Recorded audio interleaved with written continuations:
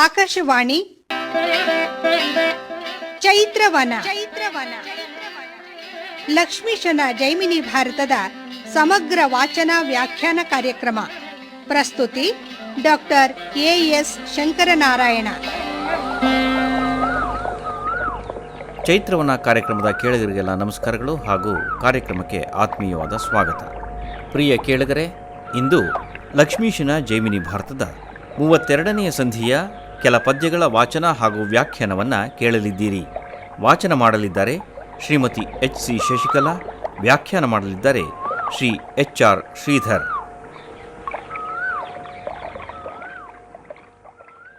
ಸಮುದ್ರದ ನಡುವೆ ಒಂದು ದ್ವೀಪ. ಆ ದ್ವೀಪದಲ್ಲಿ ಅಲ್ಲಿ ಕುಳಿತುಕೊಂಡಿದ್ದಾನಂತೆ ಭಗದಾಲಭ್ಯ ಋಷಿ. ಅವನು ತಪಸ್ಸನ್ನು ಮಾಡ್ತಾ ಇದ್ದಾನೆ. ಅವನ ದರ್ಶನವನ್ನು ಮಾಡ್ತಾ ಇದ್ದಾರೆ. ಆ ಭಗದಾಲಭ್ಯ ಮುನಿಗಳನ್ನ ಮಾತನಾಡ್ತಾ ಇದ್ದಾರೆ. ಆಗ ಭಗದಾಲಭ್ಯರು ಹೇಳ್ತಾ ಇದ್ದಾರೆ, ಮಾರ್ಕಂಡೇಯ, ರೋಮಶ ಎಲ್ಲರೂ ಕೂಡ ಹೊರಟು ಹೋಗ್ಬಿಟ್ರು. ಇವರು ಚಿರಂಜೀವಿಗಳು, ಇವರ ಕಾಲವೂ ಕೂಡ ಮುಗಿದು ಹೋಗ್ಬಿಡ್ತು. ಪ್ರತ್ಯೇಕವಾಗಿ ಎಷ್ಟು ಜನ ಅಳಿದು ಹೋಗಿದಾರೋ ಎನ್ನುತಕ್ಕಂಥದ್ದು ನನಗೆ ಗೊತ್ತಿಲ್ಲ. ಸತ್ಯಲೋಕವನ್ನು ಆಳಿದಂತಹ, ಸತ್ಯಲೋಕದ ಪದವಿಯನ್ನು ಪಡೆದಂತಹ 20 ಬ್ರಹ್ಮರ ಆಯುಷ್ಯ ನನ್ನ ಆಯುಷ್ಯದಲ್ಲಿ ಕಳೆದು ಹೋಗ್ಬಿಟ್ಟಿದೆಯಂತೆ. ಈ ಭಗದಾಲಭ್ಯರ ಜೀವನದಲ್ಲಿ 20 ಬ್ರಹ್ಮನ ಆಯುಷ್ಯವನ್ನು ನೋಡಿಬಿಟ್ಟಿದ್ದಾರೆ. ಅಷ್ಟು ನನಗೆ ಆಗಿದೆ, ಅಷ್ಟು ದಿನಗಳು ಆಗಿದೆ. ಎಷ್ಟೋ ಲೋಕಗಳು ಎಲ್ಲವೂ ಕೂಡ ನೀರಿನಲ್ಲಿ ಮುಳುಗಿಬಿಟ್ಟು ಪ್ರಳಯ ಉಂಟಾಗಿದೆ. ಈ ಜಗತ್ತು ಅಷ್ಟು ಬಾರಿ ಮುಳುಗು ಹೋಗಿದೆ. ಈ ಚತುರ್ಮುಖರ ಬ್ರಹ್ಮರು ಕೂಡ ಹೊರಟು ಹೋಗಿದ್ದಾರೆ. ಎಲ್ಲ ಪದವಿಗಳನ್ನು ನೋಡಿಬಿಟ್ಟು ಈ ಬ್ರಹ್ಮರ ಆಯುಷ್ಯವೇ ಅನಿತ್ಯ ಅಂತ ಹೇಳಿ ಒಂದು ತೀರ್ಮಾನಕ್ಕೆ ಬಂದುಬಿಟ್ಟು, ಪದವಿಗಳು ಶಾಶ್ವತವಲ್ಲ, ಎಲ್ಲವೂ ಕೂಡ ಅನಿತ್ಯವಾಗಿರ್ತಕ್ಕಂಥದ್ದು ಅಂಥೇಳಿ ನಾನು ನಿರ್ಧಾರವನ್ನು ಮಾಡಿಬಿಟ್ಟು ನನ್ನ ಅಲ್ಪಾಯುಷ್ಯವನ್ನು 20 ಬ್ರಹ್ಮನನ್ನು ನೋಡಿದಂತಹ ಭಗದಾಲಭ್ಯರು ಇದು ಅಲ್ಪಾಯುಷ್ಯ ಅಂತ ಹೇಳಿದ್ದಾರೆ. ತಪಸ್ಸಿಗೋಸ್ಕರ, ಮೋಕ್ಷದ ದಾರಿಯನ್ನು ಹುಡುಕೋದಕ್ಕೋಸ್ಕರ ಇದು ಅಲ್ಪಾಯುಷ್ಯ ಅಂತ ಹೇಳಿ ತಿಳಿದುಬಿಟ್ಟು ನಾನು ಇಲ್ಲಿಗೆ ಬಂದಿದ್ದೇನೆ, ತಪಸ್ಸನ್ನು ಮಾಡ್ತಾ ಇದ್ದೇನೆ ಅಂಥೇಳಿ ಹೇಳ್ತಾ, ಪ್ರತಿ ಬಾರಿ ಜಲಪ್ರಳಯ ಉಂಟಾದಾಗ, ಎಲ್ಲ ಲೋಕವೂ ಕೂಡ ನಾಶವಾದಾಗ, ಬಾರಿ ಬಾರಿಗೆ ಜಲಪ್ರಳಯಗಳಾಗಲ್ಕೆ ಭೂರಿ ಶಾಖೆಗಳಿಂದ ತಳಿದೆದೆವುದೊಂದು ಒಡಬೂರುವವು. ಅದರದೊಂದೆಲೆಯ ಮೇಲೆ ತನ್ನ ಮೃದುಪದ ಕಮಲ ತುಂಗುಡವನು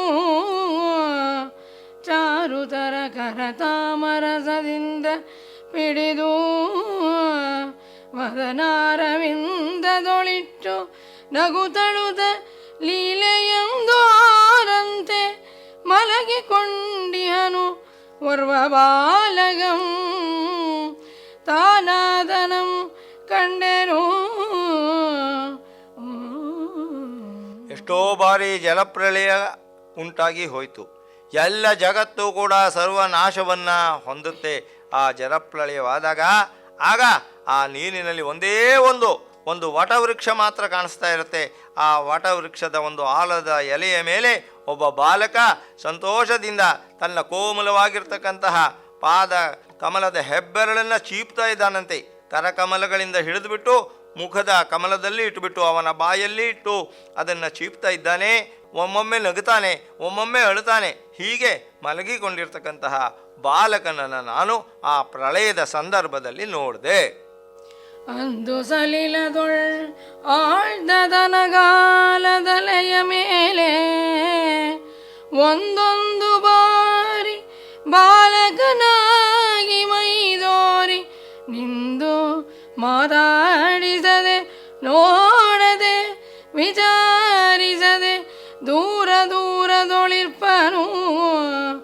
ಇಂದು ನಿಮ್ಮೈವರಂ ಓಡಿಕೊಂಡಿಲ್ಲಿಗೈದಂದು ಕರುಣಿಸಿದನು.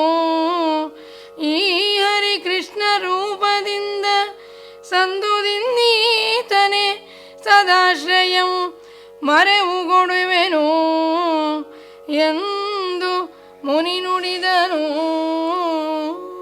ಹೀಗೆ ಪ್ರತಿ ಬಾರಿ ಪ್ರಳಯ ಉಂಟಾದಾಗಲೂ ಕೂಡ ಆ ಬಾಲಕನನ್ನು ನಾನು ನೋಡಿದ್ದೇನೆ. ನೋಡಿಬಿಟ್ಟು ಸಂತೋಷಗೊಂಡಿದ್ದೇನೆ. ಅನೇಕ ಸಲ ಅವನು ಒಮ್ಮೊಮ್ಮೆ ಬಾಲಕನಾಗಿ ಕಾಣಿಸ್ಕೊಳ್ತಾನೆ, ಒಮ್ಮೊಮ್ಮೆ ತುಂಬ ಚಿಕ್ಕ ಮಗುವಾಗಿ ಕಾಣಿಸ್ಕೊಳ್ತಾನೆ. ಬಂದು ನಿಲ್ತಾನೆ ನನ್ನ ಮುಂದೆ ನಿಂತು ಮಾತನಾಡಿಸೋದಿಲ್ಲ. ನನ್ನನ್ನು ಮಾತನಾಡಿಸ್ದೆ ಏನೂ ಕೂಡ ವಿಚಾರಿಸೋದಿಲ್ಲ, ಏನು ಮಾಡ್ತಾ ಇದ್ದೀಯಾ ಏನು ಅಂತ ಹೇಳಿ ಒಮ್ಮೆಯೂ ಕೂಡ ಕೇಳಿಲ್ಲ ಆ ಬಾಲಕ ನನ್ನನ್ನು. ಅಂತಹ ಅನೇಕ ದೃಶ್ಯಗಳನ್ನು ನಾನು ಪ್ರತಿ ಬಾರಿ ಪ್ರಳಯದಲ್ಲೂ ಕೂಡ ನೋಡಿದ್ದೇನೆ. ಪ್ರಳಯ ಉಂಟಾದಾಗ ಜಗತ್ತು ಹೊರಟು ಹೋಗುತ್ತೆ. ಆ ಪುಟ್ಟ ಬಾಲಕ ಆ ಆಲದ ಎಲೆಯ ಮೇಲೆ ಬಂದು ಆ ತನ್ನ ಬೆರಳನ್ನು ಚೀಪುತ್ತಾ ಏನು ದರ್ಶನವನ್ನು ನನಗೆ ಕೊಡ್ತಾ ಇದ್ದ. ಅವನು ಬೇರೆ ಅಲ್ಲ, ಇವತ್ತು ನಿಮ್ಮೊಡನೆ ಬಂದಿರತಕ್ಕಂತಹ ಆ ಕೃಷ್ಣ, ಆ ಹರಿ ಬೇರೆ ಅಲ್ಲ ಅಂಥೇಳಿ ಅವನನ್ನೇ ಇವತ್ತು ನಾನು ಮೊರೆ ಹೊಕ್ಕಿದ್ದೇನೆ. ಅದಕ್ಕೋಸ್ಕರ ನಾನು ತಪಸ್ಸನ್ನು ಮಾಡಿದ್ದು, ಅವನ ದರ್ಶನವನ್ನು ಮಾಡಬೇಕು ಅಂತ ಹೇಳಿ ತಪಸ್ಸನ್ನು ಮಾಡಿದ್ದೆ. ಇವತ್ತು ನಿಮ್ಮೊಡನೆ ಅವನು ಬಂದಿದ್ದಾನೆ, ಅವನನ್ನು ನಾನು ಮೊರೆ ಹೊಕ್ಕಿದ್ದೇನೆ ಅಂಥೇಳಿ ಭಗದಾಲಭ್ಯರು ಹೇಳ್ತಾ ಇದ್ದಾರೆ. ಭಗದಾಭ್ಯ ಮುನಿ ಬಳಿಕ ಕೃಷ್ಣನಂ ನೋಡಿ ಬಾಲಕನಾದ ರೂಪಮು ವಟಪತ್ರ ಜಯನದೊಳ್ ಸಕಲ ಜಗಮಳಿ ಬಂದು ತನಗೆ ಕಾಣಿಸಿದೆಯಲ್ಲದೆ ರಮಣನಾಗಿ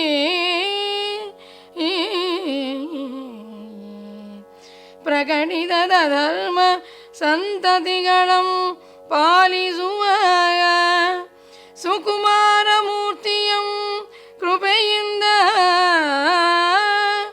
ನಿನ್ನ ಸೇವಕ ಜನಕ್ಕೆ ತೋರುವಂತೆ ಎನಗೆ ತೋರಿದುದಿಲ್ಲ, ತಾನಿನ್ನು ಬಿಡೆನೆಂದನು.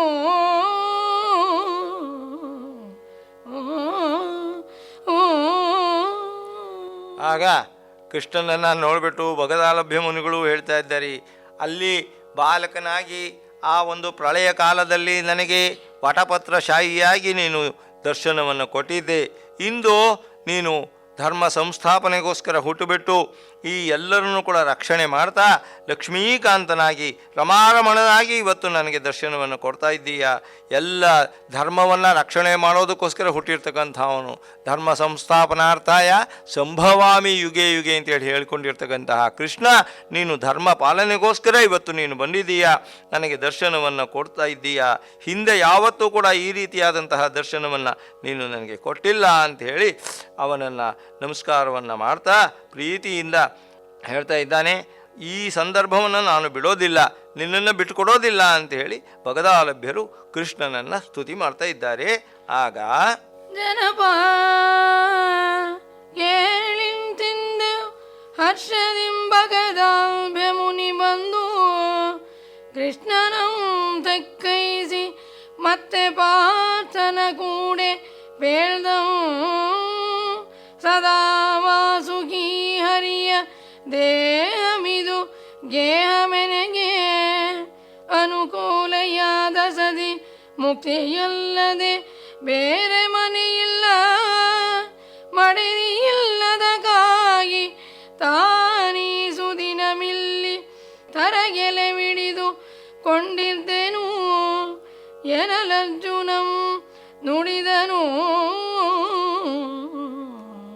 ಆಗ ಭಗದಾಲಭ್ಯರು ಮುನಿಗಳು ಹೇಳ್ತಾ ಇದ್ದಾರೆ, ಅರ್ಜುನ ಯಾತಕ್ಕೆ ಮದುವೆಯನ್ನು ಮಾಡಿಕೊಂಡಿಲ್ಲ, ಯಾತಕ್ಕೋಸ್ಕರ ಈ ಮನೆಯನ್ನು ಕಟ್ಟಿಲ್ಲ, ಆಶ್ರಮವನ್ನು ಕಟ್ಟಿಲ್ಲ ಅಂತ ಹೇಳಿ ನೀನು ಕೇಳಿದೆಯಲ್ಲ. ನನಗೆ ಈ ಭಗವಂತನ ದೇಹವೇ ನನ್ನ ದೇಹ. ಈ ಭಗವಂತನ ದರ್ಶನಕ್ಕೋಸ್ಕರ ನಾನು ಕಾಯ್ತಾ ಇದ್ದೆ. ಅವನ ದೇಹದಲ್ಲಿ ನಾನು ಹೋಗ್ಬಿಡ್ತೇನೆ, ನಾನು ಅವನಲ್ಲಿ ಒಂದಾಗ್ತೇನೆ ಅಂತ ಹೇಳಿ ಹೇಳ್ತಾ ಮೋಕ್ಷಕ್ಕೋಸ್ಕರ ನಾನು ಕಾಯ್ತಾ ಇದ್ದೆ. ಆ ಮೋಕ್ಷ ಅನ್ನತಕ್ಕಂತಹದ್ದೇ ನನ್ನ ಮಡದಿ. ಆದ್ದರಿಂದ ಈ ತರಗೆಲೆಯನ್ನು ಹಿಡಿದುಕೊಂಡ್ಬಿಟ್ಟು ಇಷ್ಟು ದಿವಸ ನಾನು ಇದ್ದೆ ಅಂತ ಹೇಳಿ ಕೃಷ್ಣನನ್ನು ಆಲಂಗಿಸ್ಕೊಳ್ತಾ ಇದ್ದಾರಂತೆ ಭಗದಾಲಭ್ಯರು. ಕೃಷ್ಣನನ್ನು ಆಲಂಗಿಸಿಕೊಂಡ್ಬಿಟ್ಟು ಇವನ ಹೃದಯವೇ ನನಗೆ ವಾಸವಾಗಲಿ, ಇವನು ನನ್ನ ಹೃದಯದಲ್ಲಿ ವಾಸ ಮಾಡಲಿ ಅಂತ ಹೇಳಿ ಹೇಳ್ತಾ ಆ ಅರ್ಜುನನಿಗೆ ಉತ್ತರವನ್ನು ಕೊಟ್ಟಿದ್ದಾರೆ ಭಗದಾಲಭ್ಯರು. 20 ಕಮಲಜರ ಬಾಳ್ಕೆಯಂ ಕಂಡ ನಿಮಗೊಪ್ಪದೆ ಗುರುತ್ವಂ ಮಹಾಪುರುಷರ್ ಈ ಸುದಿನವಿಪ್ಪುದು ಅಚ್ಚರಿಯಲ. ಶಿವ ಶಿವ ನೀವೇ ನಮ್ಮೆಲ್ಲರ್ಗೆ ಪೂಜ್ಯರು ಎಂದು ತಪ್ಪನೀಕ್ಷಿಸಲಾಗದು. ಅರಸನ ಮಖಂ ಸಫಲಮಪ್ಪುದಿನ್ನೆಂದು ನರನಭಿವಂದಿಸಲ್ಕೆ ನಮಗಪ್ಪಿಸದಿರೊಂದು ಗರ್ವದ ಭಾವಮಂ ಕೃಷ್ಣನಿರಲೆಂದು ಮುನಿ ನುಡಿದನು. ಆಗ ಅರ್ಜುನ ಹೇಳ್ತಾ ಇದ್ದಾನೆ, ಮುನಿಗಳನ್ನು ಕೊರೆದುಬಿಟ್ಟು 20 ಬ್ರಹ್ಮರ ಬಾಳವೆಯನ್ನು ನೋಡಿರ್ತಕ್ಕಂತಹ ನೀವು ಎಲ್ಲರಿಗಿಂತ ಹಿರಿಯರು, ಗುರುತ್ವ ಅನ್ನತಕ್ಕಂಥದ್ದು ನಿಮಗೆ ಒಪ್ಪುತ್ತೆ, ನಿಮಗೆ ಶೋಭಿಸುತ್ತೆ ಅಂತ ಹೇಳ್ತಾ ಇಷ್ಟು ದಿವಸ ನೀವು ಬಾಳಿರ್ತಕ್ಕಂಥದ್ದು, ಬದುಕಿರ್ತಕ್ಕಂಥದ್ದು ತುಂಬ ಆಶ್ಚರ್ಯ. ಶಿವಶಿವ, ನಮಗೆಲ್ಲರಿಗೂ ಕೂಡ ನೀವು ಪೂಜ್ಯರು, ಈ ಲೋಕಕ್ಕೆ ನೀವು ಪೂಜ್ಯರು ಅಂತ ಹೇಳಿ ಮತ್ತೆ ತಪ್ಪು ತಿಳ್ಕೊಳ್ಬಾರ್ದು. ನಮ್ಮ ಅಣ್ಣನ ಒಂದು ಅಶ್ವಮೇಧ ಯಾಗ ನಡೀತಾ ಇದೆ, ಅದಕ್ಕೋಸ್ಕರ ಎಲ್ಲ ಸಿದ್ಧತೆಗಳು ಆಗಿದೆ. ನೀವು ಅಲ್ಲಿಗೆ ಬರಬೇಕು, ಅಶ್ವಮೇಧ ಯಾಗಕ್ಕೆ ನೀವು ಬರಬೇಕು. ಅವನ ಯಾಗ ಸಫಲವಾಗುತ್ತೆ. ನಿಮ್ಮ ದರ್ಶನದಿಂದಲೇ ನಮಗೆ ಆ ಒಂದು ಎಲ್ಲ ಪುಣ್ಯಗಳು ದೊರಕಿದೆ. ಆದರೆ ನೀವು ಅಲ್ಲಿಗೆ ಬರಬೇಕು, ನಮ್ಮ ಅಣ್ಣನ ಒಂದು ಯಾಗವನ್ನು, ಯಜ್ಞವನ್ನು ನೀವು ನಡೆಸ್ಕೊಡ್ಬೇಕು ಅಂಥೇಳಿ ಹೇಳಿದಾಗ ಭಗದಾಲಭ್ಯರು ಹೇಳ್ತಾ ಇದ್ದಾರೆ, ಅಪ್ಪ ಅರ್ಜುನ, ಈ ಗುರುತ್ವ ಅಂಥೇಳಿ ನೀವು ದೊಡ್ಡವರು, ಲೋಕಕ್ಕೆ ಪೂಜ್ಯರು, ದೊಡ್ಡವರು ಅಂಥೇಳಿ ಹೊಗಳ್ತಾ ಇದೆಯಲ್ಲ, ಇಂತಹ ಒಂದು ಭಾವನೆಯನ್ನು ನನ್ನ ಮೇಲೆ ಹೊರಿಸಬೇಡ. ಯಾರೂ ಕೂಡ ದೊಡ್ಡವರಲ್ಲ. ಈ ಕೃಷ್ಣ ಇದ್ದ ಮೇಲೆ, ಈ ಕೃಷ್ಣನ ಮುಂದೆ ಜಗತ್ತಿನಲ್ಲಿ ಯಾರೂ ಕೂಡ ದೊಡ್ಡವರಲ್ಲ, ಹಿರಿಯರಲ್ಲ ಅಂಥೇಳಿ ಗುರುತ್ವ ಅನ್ನತಕ್ಕಂಥದ್ದು ಕೃಷ್ಣನಿಗೆ ಮಾತ್ರ, ಬೇರೆ ಯಾರಿಗೂ ಕೂಡ ಬರೋದಿಲ್ಲ ಅಂಥೇಳಿ ಹೇಳ್ತಾ ಇದ್ದಾರೆ ಭಗದಾಲಭ್ಯರು. ಸರ್ವವೇದದ ಮೂಲ ನೀ ಕೃಷ್ಣ, ನಾವಂಗೆ ಗರ್ವಮಿನ್ನೆಲೆ ಪಾರ್ಥ.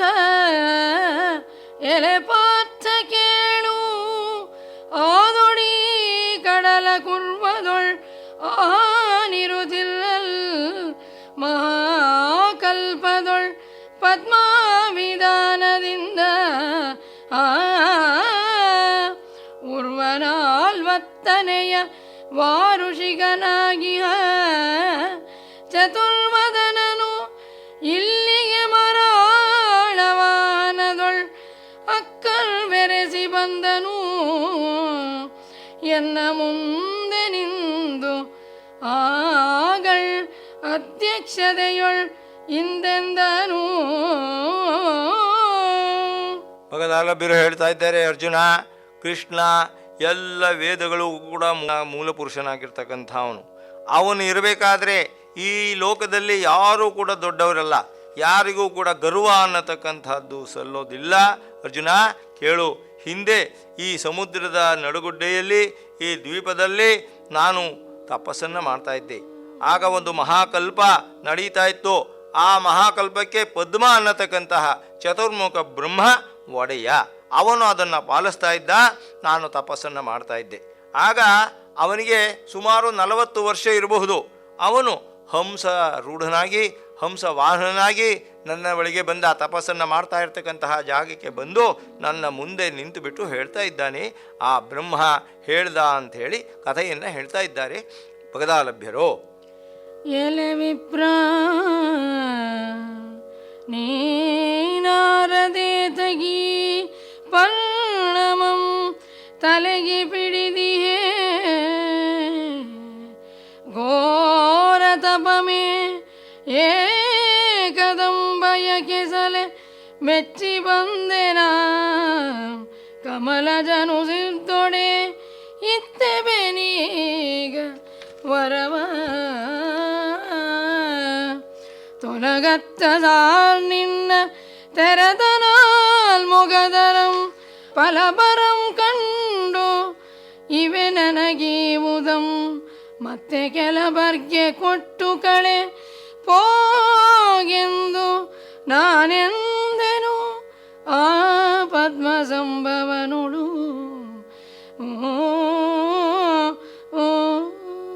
ಪದ್ಮ ಅನ್ನತಕ್ಕಂತಹ ಚತುರ್ಮುಖ ಬ್ರಹ್ಮ ಹಂಸಾರೂಢನಾಗಿ ಬಂದುಬಿಟ್ಟು ನನ್ನ ಮುಂದೆ ನಿಂತಿದ್ದಾನೆ. ಅವನು ಕೇಳ್ದ, ಅಪ್ಪ ಬ್ರಾಹ್ಮಣ, ನೀನು ಯಾರು? ಯಾತಕ್ಕೋಸ್ಕರ ತಪಸ್ಸನ್ನು ಮಾಡ್ತಾ ಇದ್ದೀಯಾ? ಈ ಎಲೆಯನ್ನು ತಲೆಯ ಮೇಲೆ ಹಿಡಿದುಕೊಂಡು ತಪಸ್ಸನ್ನು ಮಾಡ್ತಾ ಇದ್ದೀಯಲ್ಲ, ನೀನಾರು ಅಂತ ಹೇಳಿ ಕೇಳ್ದ. ಮತ್ತೆ ನಿನ್ನ ಬಯಕೆ ಏನು? ನಿನಗೇನು ವರ ಬೇಕೋ ಅದನ್ನು ಕೇಳು, ನಾನು ಕೊಡ್ತೇನೆ ಅಂಥೇಳಿ ಅವನು ಅಂದ. ಅದಕ್ಕೆ ನಾನು ಹೇಳಿದೆ, ತೊಲಗು ಹೊರಟು ಹೋಗ್ಬಿಡಪ್ಪ ನೀನು, ನನಗೆ ಏನು ವರವೂ ಬೇಡ. ನೀನು ನನಗೆ ಏನು ವರವನ್ನು ಕೊಡ್ತೇನೆ ಅಂಥೇಳಿ ನೀನು ಅಂದ್ಕೊಂಡಿದೆಯೋ ಯಾರಿಗಾದರೂ ಕೊಟ್ಬಿಡು, ಹೊರಟು ಹೋಗು ಅಂಥೇಳಿ ನಾನು ಹೇಳಿದೆ. ಆಗ ಚತುರ್ಮುಖ ಬ್ರಹ್ಮ ಆನೆಂದುದಂ ಕೇಳ್ದು ಗರ್ವದಿಂದ ಪದ್ಮಸೂನು ತೋರಿಸು ತನ್ನ ತೆರೆದ ನಾಲ್ಮುಗದರಂ ನೀನೆಂದು ಪೇಳ್ವನ್ನೆಗಂ ಬಂದುದೊಂದು ಸುಳಿಗಾಳಿ ಧರೆ ನಡಗುವಂತೆ ನಾನಾಧ್ರುಮಂಗಳಂ ಕೆತ್ತೆತ್ತಿಮಿಗೆ ಮೀರ್ದು ಬಾನೆಡೆಗೆ ನಮ್ಮೀರ್ವರಂ ಕೊಂಡಡದ್ದು ಅದನೇನೆಂಬುದು ಅದ್ಭುತವನು ಎಲೆ ಪಾರ್ಥ ತೊಳಲಿಸಿತು ಅಜಾಂಡ ಶತಕೋಟಿಗಳನ್ನು. ನಾನು ಯಾವಾಗ ಹೇಳಿದೆ ಹೊರಟು ಹೋಗು, ನನಗೆ ನಿನ್ನ ವರ ಬೇಡ ಅಂತೇಳಿ ಹೇಳಿದೆ, ಆಗ ಆ ಬ್ರಹ್ಮನಿಗೆ ಸಿಟ್ಟು ಬಂದುಬಿಡ್ತು. ಗರ್ವದಿಂದ ಏನು ಈ ರೀತಿ ಹೇಳ್ತಾ ಇದೆಯಲ್ಲ, ನನ್ನಂತಹ ಚತುರ್ಮುಖ ಬ್ರಹ್ಮನನ್ನು ಎಲ್ಲಿ ತೋರಿಸು ನೋಡೋಣ, ನನಗೆ 4 ಮುಖಗಳಿದೆ, ಅಂತಹ ಚತುರ್ಮುಖ ಬ್ರಹ್ಮನನ್ನು ನೀನು ತೋರಿಸು ಅಂತ ಹೇಳಿ ಗರ್ವದಿಂದ ಹೇಳಿದ ಆ ಬ್ರಹ್ಮ, ಪದ್ಮ ಅನ್ನತಕ್ಕಂತಹ ಬ್ರಹ್ಮ, ಅಷ್ಟು ಅವನು ಹೇಳುವಷ್ಟರಲ್ಲಿ, ಅವನ ಮಾತು ಮುಗಿಯುವಷ್ಟರಲ್ಲಿ ದೊಡ್ಡದಾಗಿರ್ತಕ್ಕಂತಹ ಒಂದು ಸುಂಟ್ರಗಾಳಿ ಬಂದುಬಿಡ್ತು. ನಮ್ಮನ್ನು ಇಬ್ಬರನ್ನೂ ಕೂಡ ಎತ್ಕೊಂಡು ಹೊರಟು ಬಿಡ್ತು. ಆಕಾಶದಲ್ಲಿ ಹಾರಾಡಿಸ್ತಾ, ಗಗನದಲ್ಲಿ ನಮ್ಮನ್ನು ಚಿಮ್ಮಿಸ್ತಾ ನಮ್ಮನ್ನು ಹೊತ್ಕೊಂಡು ಹೋಯಿತು. ಎಲ್ಲ ಬ್ರಹ್ಮಾಂಡಗಳು ಕೂಡ, ಭೂಮಿಯೇ ನಡುಗ್ತಾ ಇದೆ, ಭೂಮಿ ನಡುಗುವಂತೆ ಆಕಾಶಕ್ಕೆ ನಮ್ಮಿಬ್ಬರನ್ನು ಕೂಡ ಸೆಳೆದುಕೊಂಡು ಹೋಗ್ಬಿಟ್ಟು ಆ ಬ್ರಹ್ಮಾಂಡಗಳಲ್ಲಿ ಕೋಟಿ ಕೋಟಿ ಶತಕೋಟಿ ಬ್ರಹ್ಮಾಂಡಗಳು ಅದೆಲ್ಲವನ್ನು ಕೂಡ ನಮಗೆ ತೋರಿಸ್ಬಿಡ್ತು. ಹಾಗೆ ನಮ್ಮನ್ನು ಕರೆದುಕೊಂಡು ಹೋಗಿ ತೀವಿದೌದುಂಬರ ಧ್ರುಮದ ಬಲದಂತೆ ರಾಜೀವನಾವನ ಮೈಯೊಳು ಹಿಡಿದಿಹವ ಜಾಂಡಂಗಳ ವಾಯುವಶದಿಂದ ತೊಳಲಿದೆವು. ಪೊಕ್ಕೆ ಒಂದೊರಳಷ್ಟ ಮುಖವಿರಿಂಚಿ ಜೀವಜಾಲದ ಸೃಷ್ಟಿಗೊಡೆಯನು ಆಗಿದ್ದನು. ಅವನಾವಿರ್ವರಂ ಬರಲ್ ಕಂಡು ವಿಸ್ಮಿತನಾಗಿ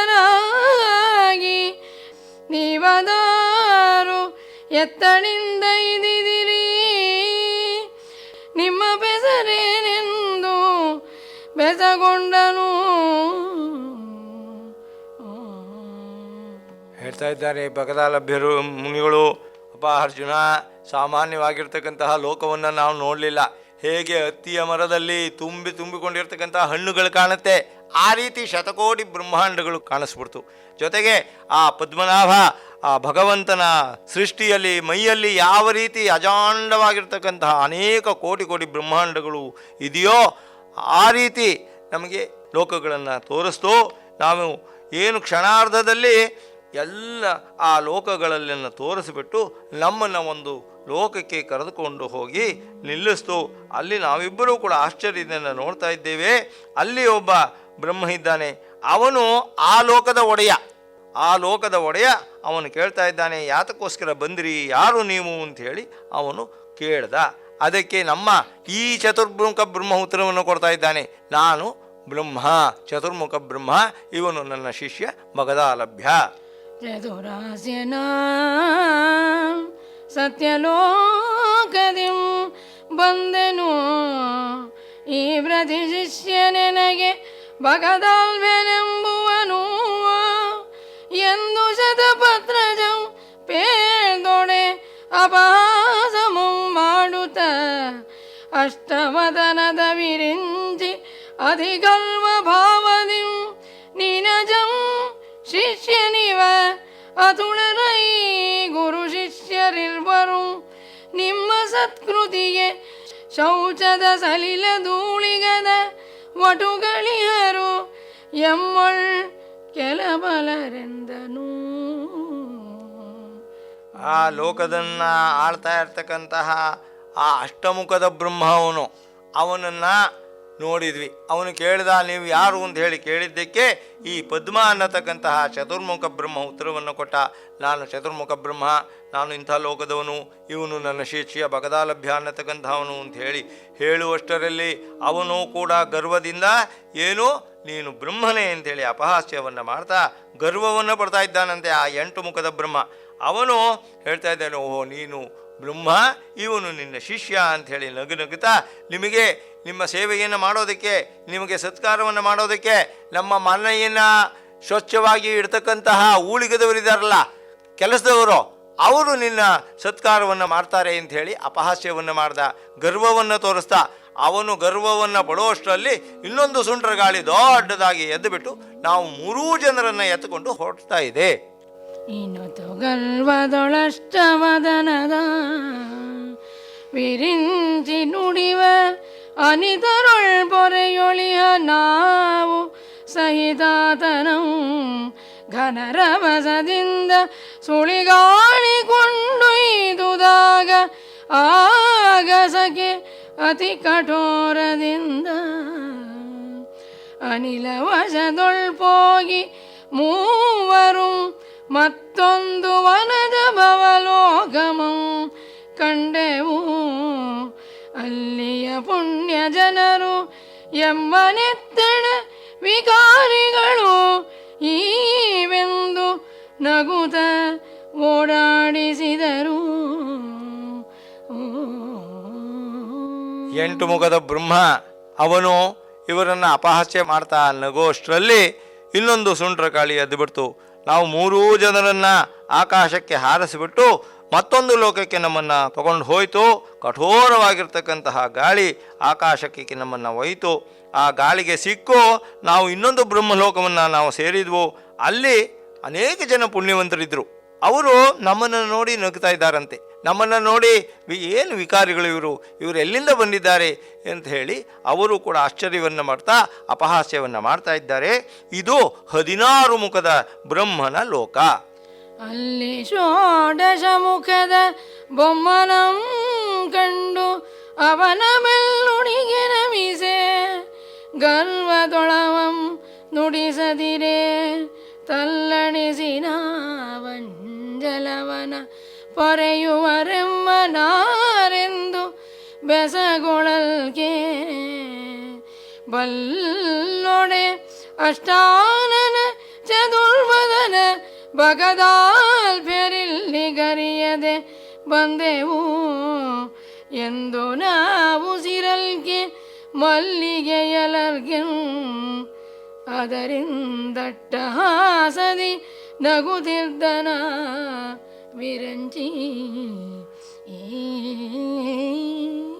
ಆ ಲೋಕದಲ್ಲಿ 16 ಮುಖದ ಬ್ರಹ್ಮ ಆ ಲೋಕವನ್ನು ಆಳ್ತಾ ಇದ್ದಾನೆ, ಅದನ್ನು ಪಾಲಿಸ್ತಾ ಇದ್ದಾನೆ. ಇವರು ಹೋದರು. ಆ ಸುಂಟ್ರಗಾಳಿ 16 ಮುಖದ ಬ್ರಹ್ಮ ಯಾವ ಲೋಕವನ್ನು ಆಳ್ತಾ ಇದ್ನೋ ಅಂತಹ ಲೋಕಕ್ಕೆ ಕರೆದುಕೊಂಡು ಹೋಗ್ಬಿಟ್ಟಿದೆ. ಯಾರ್ಯಾರನ್ನ? ಚತುರ್ಮುಖ ಬ್ರಹ್ಮ, ಅಷ್ಟಮುಖ ಬ್ರಹ್ಮ ಮತ್ತು ಈ ಬಗದಾಲಭ್ಯ ಇವರೆಲ್ಲರನ್ನೂ ಕೂಡ ಕರೆದುಕೊಂಡು ಹೋಗಿದೆ. ಅವನು ಮಾತನಾಡಿಸ್ಲಿಲ್ವಂತೆ. ಆ 16 ಮುಖದ ಬ್ರಹ್ಮ ಇವರು ಯಾರನ್ನು ಕೂಡ ಮಾತನಾಡಿಸ್ಲಿಲ್ಲ. ಜೊತೆಗೆ ಗರ್ವದಿಂದ ಏನು ಯಾರು ಕೇಳಿ ಇವನನ್ನು ಅಂಥೇಳಿ ಪಕ್ಕದವರಿಗೆ ಹೇಳ್ತಾ ಇದ್ದಾನಂತೆ. ಅವರು ಕೇಳಿದರು, ಯಾರಪ್ಪ ನೀವು ಏನು ಅಂತ. ಆಗ ಇವರು ಹೇಳಿಕೊಂಡ್ರು, ನಾನು ಚತುರ್ಮುಖ ಬ್ರಹ್ಮ, ಇವನು ಅಷ್ಟಮುಖ ಬ್ರಹ್ಮ, ಇವನು ಬಗದಾಲಭ್ಯ ಅನ್ನತಕ್ಕಂತಹ ಮಹಾ ಋಷಿ ಅಂತ ಹೇಳಿ ಅವರು ಪರಿಚಯವನ್ನು ಮಾಡಿಕೊಂಡ್ರು. ಆ ಗರ್ವದಿಂದ ಇವನನ್ನು ಮಾತನಾಡಿಸ್ಲಿಲ್ಲ 16 ಮುಖದ ಬ್ರಹ್ಮ. ಆಗ ನಗ್ನಗ್ತಾ ಇದ್ದಾನಂತೆ. ಅವನು ಕೂಡ ಇವರನ್ನು ನೋಡಿ ಅಪಹಾಸ್ಯವನ್ನು ಪಡುವಂತೆ ಅಟ್ಟಹಾಸದಿಂದ ನಗ್ತಾ ಇದ್ದಾನೆ. ಆ ಬ್ರಹ್ಮರನ್ನು ನೋಡಿಬಿಟ್ಟು ಈ ವಿರಿಂಚಿಗಳ ನೀಕ್ಷಿಸಿ ತನ್ನ ಮಹಿಮೆಯನು ಅದೇ ಬಣ್ಣಿಸುವೆನೆಂದು ಕೆಲದವರೊಳ ಹಾಡುವ ಕಲಾವಕ್ತ್ರನಂ ಮತ್ತೆ ಸುಳಿಗಾಳಿ ಕೊಂಡಡರ್ದುದು ನಭಸ್ಥಳಕ್ಕೆ ಬಳಿಗ 32 ಮೊಗದ ಕಮಲ ಜನ ಲೋಕವಂ ನಾವು ತಲೆ ಕೆಳಗಾಗಿ 4 ಪೊಗಲು ಎಮ್ಮನ ವಿಧಾತ್ರಂ ಕಂಡು ಕರುಣಿದಿಂ ಕೇಳ್ದೊಡೆ ಅನಿದೆಲ್ಲಮಂ ಪೇಳ್ದೆವು. ಈಗ ಅವನು ಬ್ರಹ್ಮ ಅವನು ಯೋಚನೆಯನ್ನು ಮಾಡ್ತಾ ಇದ್ದಾನಂತೆ. ಇವರು ಬಂದಿದ್ದಾರಲ್ಲ, ಇವರಿಗೆ ನಾನು ಹೇಗೆ ನನ್ನ ಒಂದು ಶಕ್ತಿ ಸಾಮರ್ಥ್ಯವನ್ನು ವರ್ಣಿಸಲಿ? 16 ಮುಖದ ಬ್ರಹ್ಮ ಯೋಚನೆಯನ್ನು ಮಾಡ್ತಾ ಇದ್ದಾನೆ. ನನ್ನ ಶಕ್ತಿ ಸಾಮರ್ಥ್ಯಗಳನ್ನು ಇವರಿಗೆ ಹೇಗೆ ವಿವರಿಸಲಿ, ಇವರ ಮುಂದೆ ನನ್ನ ದರ್ಪವನ್ನು ಹೇಗೆ ತೋರಿಸಲಿ ಅಂತ ಹೇಳಿ ಯೋಚನೆಯನ್ನು ಮಾಡ್ತಾ ಇರಬೇಕಾದ್ರೆ ಇನ್ನೇನು ಹೇಳ್ಕೋಬೇಕೋ ಅನ್ನುವಷ್ಟರಲ್ಲಿ ಮತ್ತೆ ಸುಂಟ್ರ ಗಾಳಿ ದೊಡ್ಡದಾಗಿ ಎದ್ದು ಬಿಟ್ಟು ಎಲ್ಲರನ್ನೂ ಕೂಡ 4 ಜನರನ್ನು ತಲೆ ಕೆಳಕಾಗಿ ಹೊತ್ಕೊಂಡು ಹೋಗ್ತಾ ಇದೆಯಂತೆ ಆ ಲೋಕಕ್ಕೆ. ಅಲ್ಲಿಗೆ ಹೋಗ್ಬಿಟ್ಟು ಬ್ರಹ್ಮನು ಕರುಣೆಯಿಂದ ಅವನನ್ನು ಕೇಳ್ತಾ ಇದ್ದಾನೆ. ಅದು ಯಾವ ಲೋಕ? 32 ಮುಖದ ಬ್ರಹ್ಮನ ಲೋಕ. ಅಲ್ಲಿಗೆ ಕರೆದುಕೊಂಡ್ಬಿಟ್ಟು ತಲೆ ಕೆಳಕಾಗಿ ಬಂದು ಅವರು ಆ ಒಂದು ನಗರವನ್ನು, ಆ ಒಂದು ಲೋಕವನ್ನು ಸೇರಿದ್ದಾರೆ ಆ 4 ಜನರು. ಏತಕೈ ತಂದಿರಿಲ್ಲಿಗೆ ರವಿಯ ಮುಂದೆ ಕದ್ಯೋತಂಗಳೆಸೆದಪುವೆ ತನಗೆ ಸರಿಯಾರೆಂಬ ಮಾತು ಮುಗಿಯದ ಮುನ್ನೆ ಕೊಂಡೆದ್ದುದು ಆವರ್ತ ಮಾರುತಂ ನಾವು ಬಳಿಕ ಆದನಂ ಕೂಡಿಕೊಂಡು 64 ಮುಖದಾದನಂ ಕಂಡೆವು. ಆದನ ಗರ್ವದಿಂದ ಮುಂದೀತರದೊಳು ಇಮ್ಮಡಿ ದಾಸ್ಯದ ವಿರಂಚಿಗಳ ಲೋಕಂಗಳಂ ಕಂಡೆವು. ಆ 32 ಮುಖದ ಬ್ರಹ್ಮನ ಲೋಕಕ್ಕೆ ನಾವು ಹೋದ ಕ್ಷಣದಲ್ಲಿ ಅವನು ಕೇಳ್ದ, ಏನು, ಯಾತಕ್ಕೋಸ್ಕರ ಇಲ್ಲಿಗೆ ಬಂದಿರಿ? ಈ ಸೂರ್ಯನ ಮುಂದೆ ಮಿಂಚು ಹುಳುಗಳು ಹೇಗೆ ಶೋಭಿಸೋದಕ್ಕೆ ಸಾಧ್ಯವೇ? ಮಿಂಚು ಹುಳುಗಳು ಕತ್ತಲೆಯಲ್ಲಿ ಸ್ವಲ್ಪ ಮಿನುಗಬಹುದು, ಆದರೆ ಸೂರ್ಯ ಇರಬೇಕಾದರೆ ಸೂರ್ಯನ ಮುಂದೆ ಮಿಂಚು ಹುಳುಗಳು ಬೆಳಗೋದಕ್ಕೆ ಸಾಧ್ಯವೇ? ಬೆಳಕನ್ನು ತೋರಿಸೋದಕ್ಕೆ ಸಾಧ್ಯವೇ ಅಂತೇಳಿ ಅವನು ಆರಂಭ ಮಾಡಿದ ಮಾತನ್ನು. ಅಂದರೆ ನನ್ನ ಗರ್ವ, ನಾನು ಆ 32 ಮುಖದ ಬ್ರಹ್ಮ, ಇವನು 4, 8, 16 ಹೀಗೆ ಬಂದಿದ್ದಾರಲ್ಲ, ಜೊತೆಗೆ ಒಬ್ಬ ಮನುಷ್ಯ ಬೇರೆ ಬಂದಿದ್ದಾನೆ, ಬಡಕಲು ದೇಹದ ಮನುಷ್ಯ. ಅವನನ್ನು ನೋಡಿಬಿಟ್ಟು ಮಿಂಚು ಹುಳುಗಳು ಇವರು ಅಂತ ಎನ್ನುವಂತಹ ರೀತಿಯಲ್ಲಿ ತಾನು ಸೂರ್ಯ ಅನ್ನುವಂತಹ ರೀತಿಯಲ್ಲಿ ದರ್ಪವನ್ನು ತೋರಿಸ್ತಾ ಇದ್ದಾನೆ. ಆ ಮಾತು ಇನ್ನೂ ಮುಗಿದಿಲ್ಲ. ಅಷ್ಟೊತ್ತಿಗೆ ಮತ್ತೆ ಸುಂಟ್ರ ಗಾಳಿ, ದೊಡ್ಡದಾಗಿರ್ತಕ್ಕಂತಹ ಗಾಳಿ, ಮತ್ತೆ ಬೇರೆ ಬೇರೆ ಮುಖದ 64 ಮುಖದ ಬ್ರಹ್ಮನ ಲೋಕಕ್ಕೆ, ಮತ್ತು ಅಲ್ಲಿಂದ 128 ಲೋಕದ ಬ್ರಹ್ಮನ ಲೋಕಕ್ಕೆ, ಹೀಗೆ ನಮ್ಮನ್ನು ಅನೇಕ ಲೋಕಗಳಿಂದ ಲೋಕಗಳಿಗೆ, ಬೇರೆ ಬೇರೆ ದೊಡ್ಡ ಲೋಕಗಳು, ಆ ರೀತಿಯಾಗಿರ್ತಕ್ಕಂತಹ ಲೋಕವನ್ನು ನಮ್ಮನ್ನು ಸುತ್ತಿಸ್ಬಿಟ್ಟು ಒಂದು ದಿವಸ 1000 ಮುಖದ ಒಂದು ಬ್ರಹ್ಮನ ಬಳಿಗೆ ನಮ್ಮನ್ನು ಕರೆದುಕೊಂಡು ಹೋಯಿತು ಆ ಸುಂಟ್ರ ಗಾಳಿ.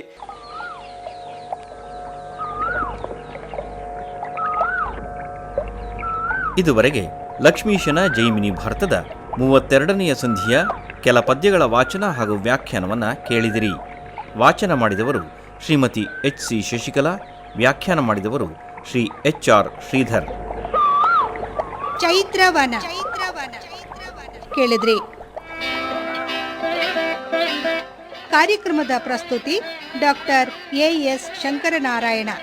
ನಿರ್ಮಾಣ ನೆರವು ಸಂಜೀವ R ನಾಮಣ್ಣವರ್. ಇದು ಇಂದಿನ ಚೈತ್ರವನ. ಈ ಕಾರ್ಯಕ್ರಮ ಆಕಾಶವಾಣಿ ಭದ್ರಾವತಿ ಕೇಂದ್ರದ ಕೊಡುಗೆ.